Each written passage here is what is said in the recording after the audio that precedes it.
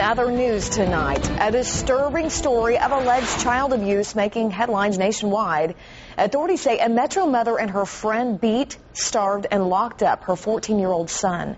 Dave Jordan is here now with new details on how this abuse was actually first discovered. Well, Amy, we now know that the boy's 18-year-old sister helped him escape. Tonight, we're hearing from security officers who met the boy moments after he fled.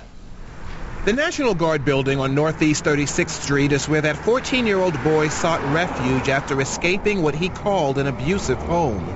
He approached the officers on duty and said he needed a police officer. Much better. And that's when he said that he's been abused for the past 4 years and didn't want to go home, was tired of it. The boy says the abuse happened at this apartment about a mile away from the National Guard building.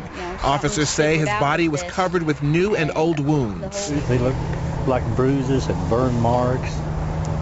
His wrist looked like it either had been handcuffed or had ropes or chains around them. At first it was kind of, it was, oh my God, And then it's like, okay, let's get this kid some help. The officers took the boy inside, fed him, and called police. 37-year-old LaRhonda McCall and her friend, 38-year-old Steve Hamilton, were arrested, each facing 20 complaints of child abuse and child neglect. Hamilton has 6 other children, none of whom appear to have suffered physical abuse. Sociologist Howard Kurtz says that rarely happens. I think it is pretty unusual, but there are cases where one child is chosen to be the scapegoat. Kurtz says this victim will need intensive counseling and therapy, and these officers say they won't soon forget their encounter with that 14-year-old victim. Said it just kind of brought it home, I guess, because I have 3 young grandsons myself. I just cannot see why anyone could abuse a child like that.